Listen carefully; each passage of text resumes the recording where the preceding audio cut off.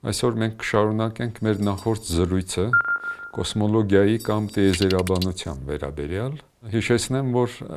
կոսմոլոգիան դա գիտություն է, որը զբաղվում է տիեզերքի որպես ամբողջություն հատկությունների ուսումնասիրմամբ։ Տիեզերքի կառուցվածքը, տիեզերքի դինամիկան, ինչպես է առաջացել եւ ապագայում ինչ է սպասվում։ Մենք համառոտ խոսեցինք ժամանակակից տիեզերաբանության առաջացման պատմությունից, նշելով, որ առաջի փորձերը կատարեց Այնշտայնը հիմնվելով գրավիտացիոն դաշտի համար իր տեսության վրա եւ չստանալով ստատիկ սառեցված տիեզերական մոդելներ, նա իր հավասարումները փոխեց այնպես, որ ստատիկ մոդելներ ստացվեն։ Դինամիկ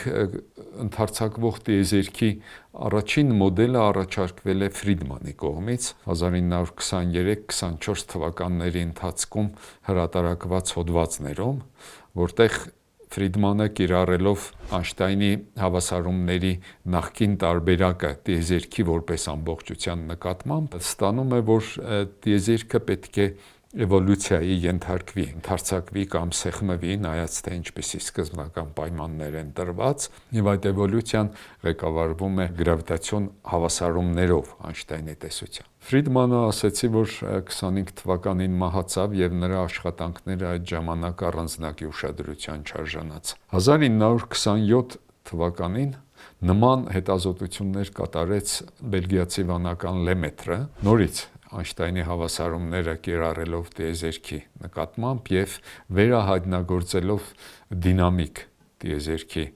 մոդելը եւ մի քայլ էլ առաջ գնալով այն իմաստով, որ եթե այսօր տիեզերքը ընդարձակվում է, ապա եթե հետ նայենք դեպի անցյալ, ապա անցյալում տիեզերքի խտությունը պետք է ավելի մեծ լինի եւ Լեմետրը գալիս է գերխիտ սկզբնական վիճակի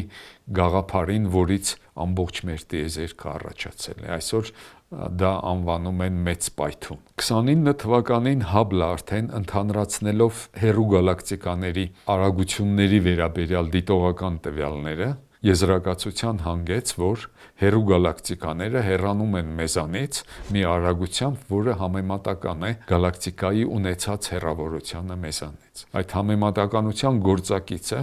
ներկայումս անվանում են Հաբլի հաստատուն։ Այսօրվա տիեզերքի ընդարձակման պահի համար դա ինչ-որ թիվ է, բայց ապագայում կամ տիեզերքի անցյալում դրա արժեքը փոփոխական է։ Այսինքն այդ իմաստով դա կարելի է ասել, որ Հաբլի ֆունկցիա է, որի արժեքը այսօրվա տիեզերքի պահին դա անվանում են Հաբլի հաստատուն եւ ասեցի, որ դրա թվային արժեքը կազմում է մոտ 70 կիլոմետր/վայրկյան 1 մեգապարսեկի վրա, այսինքն 1 միլիոն պարսեկ մեզանից հեռու գալակտիկան միջինում մեզանից հեռանում է մոտ 70 կիլոմետր/վայրկյան արագությամբ։ Եվ հիշեցնեմ նորից, որ 1 պարսեկը դա մոտ 3.26 լուսատարի է, այսինքն դա այն հեռավորությունն է, որ լույսը շարժվելով c արագությամբ, որը մոտ 300,000 կիլոմետր/վայրկյան է, այդ հեռավորությունը անցնում է 3.26 տարում։ Թվում է, թե ընդարձակվող տիեզերքի մոդելը, որ Ֆրիդմանը եւ Լեմետրը առաջարկել էին, դիտողական տվյալներով հաստատվեց եւ այդ պատճառով Այնշտայնը 1932 թվականին հրաժարվեց իր հավասարումները փոխելու մտքից, այսինքն հրաժարվեց այն լրացուցիչ գրավիտացիոն աղբյուրից, որը ինքը ներմուծել էր հավասարումներում, որպեսզի ստանա ստատիկ սառած տիեզերք։ Այդ լրացուցիչ անդամը անվանում են ներկայումս կոսմոլոգիական հաստատուն, այն կապված չէ որևէ նյութական աղբյուրի հետ, ասենք աստղերում նյութերի կամ գալակտիկաներում փոշենման նյութի եւ այլն։ Դա առանձին աղբյուր է, որը արկա կլիներ նույնիսկ եթե մենք տիեզերքից վերացնեինք բոլոր մնացած տեսակի նյութը։ Այսինքն այդ իմաստով կարելի է ասել, որ կոսմոլոգիական հաստատունը դա դատարկության էներգիան է կամ եթե մասնագիտական ֆիզիկական տերմինով ասենք, դա վակուումի էներգիան է։ Մեծ պայթունի մոդելը կարծես թե արդեն ձևավորվեց եւ դիտողական հաստատուն ստացավ հեռու գալակտիկաների հեռանալու տեսքով։ 48 թվականին արդեն Գեորգի Գամովը իր համահեղինակներ Ալֆերի եւ Հերմանի հետ մեկ լրացուցիչ նաեւ ենթադրություն արեցին, որ վաղ տիեզերքում ոչ միայն խտությունն է մեծ, այլև ջերմաստիճաններն են բարձր։ Եվ այս մոդելը արդեն կոչվում է տաք մեծ պայթյուն։ Դրա դիտողական դրսևորումը, որ այսօր կարող է լինել, եւ դա տրամաբանորեն հետևեցին իրենց տեսությունից Գամովը, Ալֆերը եւ Հերմանը, այն էր, որ ներկայումս պետք է լինի տիեզերքում ամենուրեք սփռված էլեկտրամագնիսական ճառագայթման ֆոն, որը մնացորդ է մեծ պայթյունի վաղ էտապներից։ Դա անվանում են ռելիկտային, որ ռելիկտ մնացորդային ֆոն կամ տիեզերական միկրոալիքային ճառագայթում, միկրոալիքային, որովհետև այդ ճառագայթման ալիքի երկարությունը միջինում միկրոալիքային տիրույթում է։ Դա նույնպես տեսական հայտնագործություն էր, որը կարելի ասել առանձնակի էլի այդպիսի ուշադրություն չարժանացավ, մինչև երբ 1964 թվականին անգլիացի ռադիոաստղագետներ Արնո Պեզնիասը եւ Ռոբերտ Վիլսոնը, երբ փորձարկում էին ռադիոդիտակը, տեսան, որ առկա է մի ճառագայթում, աղմուկ ճառագայթային, որը էլի միկրոալիքային տիրույթում էր,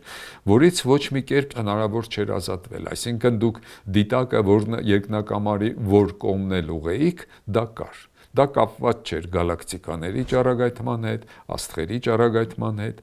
դա ընդհանուր ֆոն էր։ Պենզիասը եւ Վիլսոնը իրանք տեղյակ չէին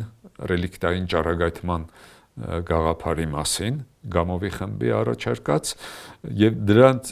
նույնականացումը ճառագայթման հետ ռելիկտային կատարվեց մեկ այլ խմբի կողմից, ովքեր գրավիտացիոն ֆիզիկայով էին զբաղվում եւ ովքեր զբաղված էին հենց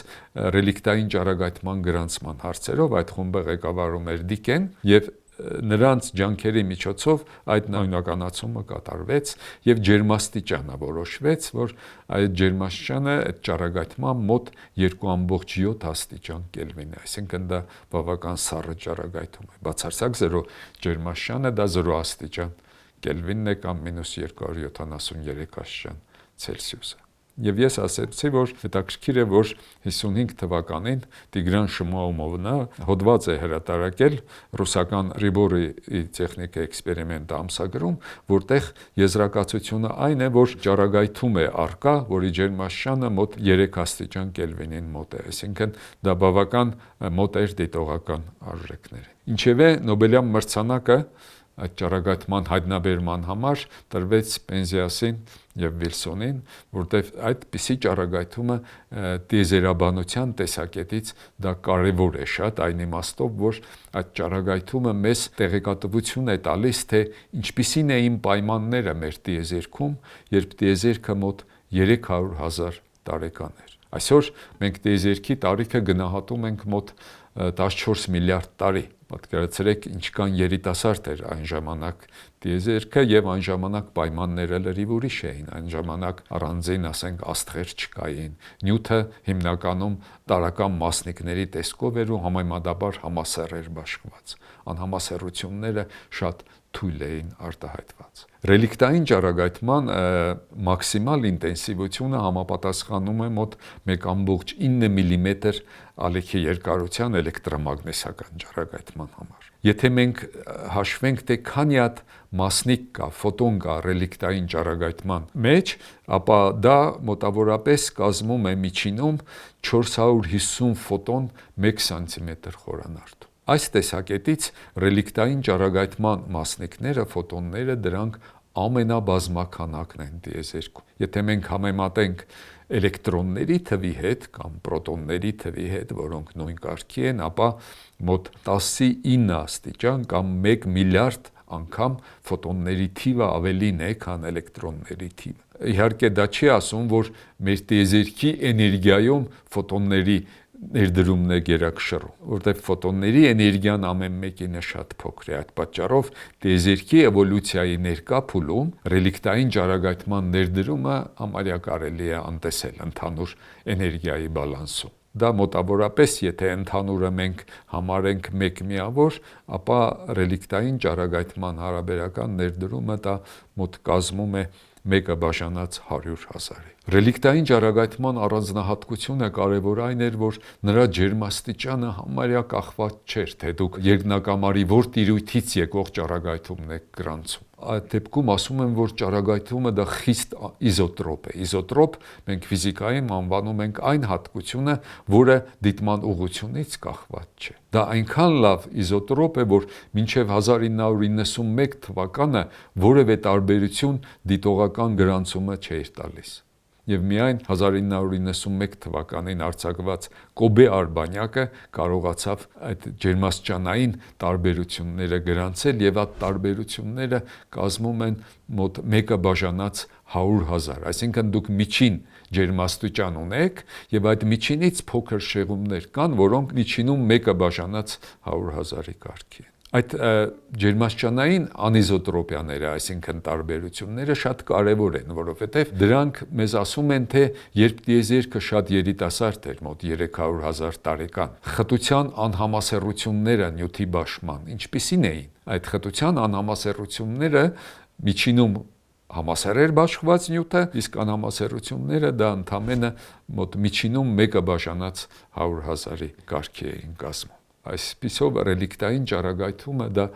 հզոր գործիք է դիտողական վաղ տիեզերքի եղած պայմանների ուսումնասիրման համար։ Այնուհետև Կոբե արբանյակի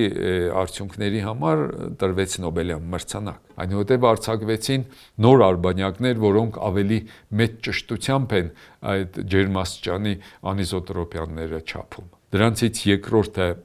արբանյակը դա անվանում են WMAP, որը ամերիկյան արբանյակ էր եւ աշխատեց 2009 թվականների ընթացքում մոտ այդքան, եւ երրորդը դա եվրոպական աստղագիտական ընկերության արբանյակն էր, որը Planck են ասում, եւ ամենաճշգրիտ տվյալները այսօր մենք ունենք Planck արբանյակի շնորհիվ։ Դրա միջոցով մենք կարող ենք գնահատել տիեզերքին վերաբերող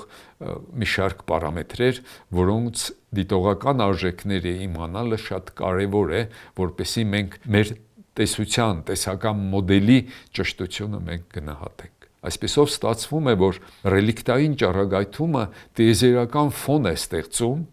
եւ այդ ֆոնի նկատմամբ շարժվում ենք մենք, ասենք Երկիրը, արեգակնային համակարգը, մեր գալակտիկան։ Օրինակ մեր գալակտիկայի արագությունը տիեզերական այդ ռելիկտային ճառագայթման ֆոնի նկատմամբ մոտ 650 կմ/վայրկյան է։ Այսպիսով մենք ունենք տիեզերքում ընտրված հաշվարկի համակարգ։ Դա այն համակարգն է, որում ռելիկտային ճառագայթման ջերմաստիճանը մեծ ճշտությամբ ուղղությունից կախված չէ։ Երբ մենք շարժվում ենք ռելիկտային ճառագայթման նկատմամբ, արդեն մենք շարժման ուղղությամբ ավելի բարձր ջերմաստիճան ենք գրանցում, քան շարժման հակառակ ուղղությամբ։ Եվ այդ ջերմաստիճանի փոփոխությունը, ասենք դեպի առաջ գնալու ուղղությամբ եւ հետ գնալու դրա միջոցով մենք կարող ենք մեր արագությունը որոշել ռելիկտային ճառագայթման ֆոնի նկատմամբ։ Այսպիսով, երբ մենք ասենք ֆիզիկայում,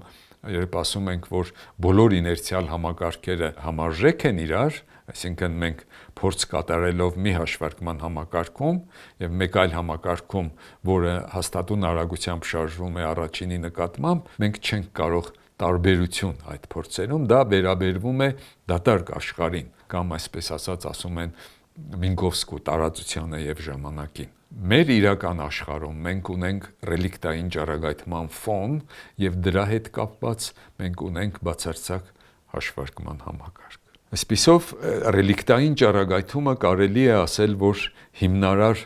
դիտողական հաստատում բերեց տաք տիեզերքի մոդելին։ Հիմա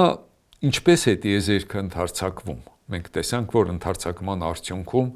այդ ռելիկտային ճառագայթումն է այսօր տիեզերքում արկա, իսկ ինչպես է գնում ընդարձակումը։ Դե մենք սպասում ենք, որ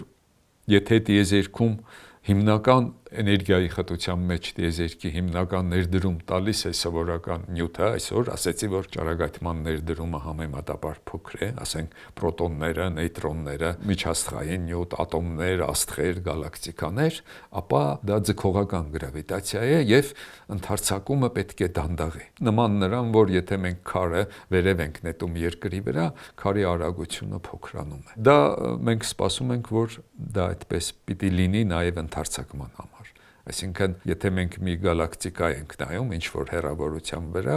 ապա արագությունը հեռացման վաղ փուլերին պետք է ավելի մեծ լիներ, քան ասենք նույն հեռավորության վրա այսօր մեկ այլ գալակտիկաներին, այսինքն արագությունը փոքրանար։ Որպեսզի դա ստուգեին, անցյալ դարի վերջին 1998 եւ 99 թվականներին աստղագետների երկու խմբեր որոշեցին ճշգրիտ համեմատաբար ինչքան հնարավոր է որոշել արագությունները գալակտիկաների կախված հեռավորություններից, եթե դուք համեմատում եք հեռու գալակտիկաների համար այդ արագությունները մոտիկ է, հեռու գալակտիկաներից լույսը ավելի ուշ է հասնում, այսինքն այսօր որ մենք գալակտիկայից լույս ենք գրանցում, դա ավելի վաղ է առաքվել, եթե գալակտիկան հեռու է, որտեղ ժամանակ է պետք, որ լույսը հասնի մեզ։ Եվ մենք կարող ենք համեմատել այդ արագությունները, որպեսզի տեսնենք, թե երբ է արագությունը մեծ։ Դե սպասելիքը այն էր, որ ասեցի, դանդաղումով պետք է ընդարձակվի եւ դասագրքերը, որ դուք բացում եք, ասենք մենք համալսարանում, որ դասավանդում ենք այդ առարկան, այնտեղ հենց այդ